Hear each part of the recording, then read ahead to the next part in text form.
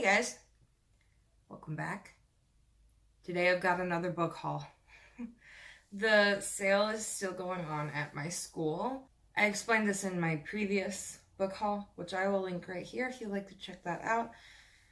The paperbacks were $1 and hardcover books were $2. They still have a ton of books left, so they changed the sale to be $2 for as many books as you can fit into a grocery sack, which were about this big. I mean, this is one of them. And so my friend Kat, she's in a couple of my English classes. We've known each other for at least a year now. She works at the library, and she was stuffing some books into a bag. And she's like, pick out what you want, and, you know, I'll pay the $2 for the bag of books. So I think I originally had 8, but then she gave me one of the ones that she had picked out. So she ended up with 11 books, and I ended up with 9. So we paid 10 cents per book. So I just got some more titles that I thought were interesting. Before we get into the video, make sure that you hit that little subscribe button down below. Give us a thumbs up if you like this kind of content. And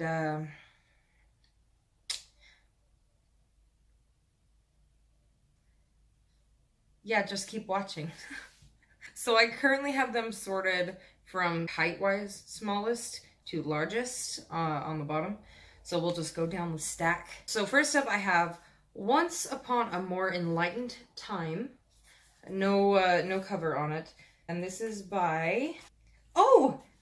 It's More Politically Correct Bedtime Stories. And I already have one of those from my last haul. Oh, it's the same author too. So this is the one that I got last time, and I guess I snagged the second edition. It's by James Finn Garner. The stories in this one include A Politically Correct Alphabet, Hansel and Gretel, The Ant and the Grasshopper, Princess and the Pea, The Little Merperson, the Tortoise and the Hare, Puss in Boots, Sleeping Person of Better Than Average Attractiveness, and The City Mouse and the Suburban Mouse. Just a bunch of tiny short stories. So now I have a set. Apparently, that was not planned. But that's cool. I got a thesaurus because I don't own one. This is well abused and used. I know you can just use the internet, but my grandma has a thesaurus that I used all the time when I was growing up. When I would write my little short stories. I wrote a lot of short stories when I was growing up, and I loved using this thesaurus, so got that one. Exile in the Stars. This is by James J. Donahue, and it is a book of poems. It's a little falling apart. The spine's definitely very weak. I think it's really old. This is from 1945. This book can't be from 1945. What? Copyright 1945 by the Macmillan Company, and then it says first printing right here. So I don't know if that means this is a first edition or not. I'll have to do a little bit more research on that. I think that was mouse poop. You know, old books, stuff gets into them. Next is Murder in E Minor by, I can't see because where they're supposed to go is covering up the name of the author. So this is Murder in E Minor by Robert Goldsboro.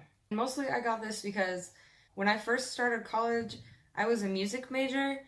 I played saxophone from 7th grade until I left for my mission in 2013, sorry. And it's another murder mystery. And as I mentioned in my last video, I've never read a murder mystery, and I don't know, I just like the title. The Publish It Yourself Handbook. This is very old. I want to be an author, and I want to get published. This is from 1973, edited by Bill Henderson. It looks like it's just a bunch of stories from people who have been published. Look at this font. It's like old school typewriter font. I really like that. I'm not really sure exactly what it's about, but I'm hoping that it'll give me some more ideas of how to get published. I got Sanditon. I mostly got it because of the authors here, by Jane Austen and another lady. I don't know why. That was just funny to me. I don't know who this other lady is. Okay, so in January 1817, Jane Austen began to write a novel which she did not live to finish. And for over 100 years, it was an unfinished manuscript. So then another author finished it. Let's see if I can find who the other lady is.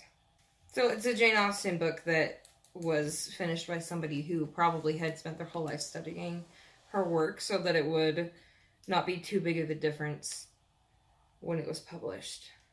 Oh, it doesn't say who the other woman is. It says, the other lady who compiled the story has published books on her own, but in this case, she prefers to follow Jane Austen's own early example of anonymity. So we don't know who the other lady is who finished the book. That's pretty cool, though. I've never heard of this. Cool. Next is The Real Diana. I got this from the history section of the sale. It's about Princess Diana. The spine's a little cracked, so the first page is kind of starting to fall out. But it sounds like this woman who wrote the book, Lady Colin Campbell, is the author, and she knew Princess Diana personally. So these are stories of her life and her experience with her. And I don't know a lot about Princess Diana. I mean, I've seen some Facebook and YouTube videos about her, but she's a historical icon, and I should probably know a little bit more about her. This was the one that Kat picked up and then looked through and then decided to give to me. This is the Dictionary of American Slang based on historical principles. I mean, this dust jacket, I'm just gonna throw that dust jacket away. That's in bad shape. Yeah, that dust jacket is gross. This is from 1967. So it's like old slang. Blowboy is a burglar. Or a blow-in is any woman, but especially a prostitute or promiscuous woman. I think this would help in my writing if I were to make a story take place in a different decade. Right now, I write mostly like current era, current decade fiction. So it would just be a good resource so that I can make my dialogue be as authentic as possible at other times. And without that dust jacket, it actually looks pretty nice. With the red on the top of the pages. They don't do that much anymore. Schnoz. Schnoz. Now I know how to spell schnoz. Schnozzle. Yeah, I like that. Thanks, Kat, for letting me have this one. And then the last one I grabbed is another airplane book. The dust jacket's really gross, but I would rather keep it on there. Or maybe not, because that's pretty cool too. It's rare that a used library book has its dust jacket on it still, but this is kind of gross. Like, a lot of people have touched this. So that's the end of my book haul. That's 90 cents well spent. Kat, I owe you 90 cents. I hope you guys enjoyed this video. Subscribe before you go if you'd like to see more content like this. And I'll see you guys next time. Bye, guys. And if you guys are interested in... I can't do cute things like that. Just like...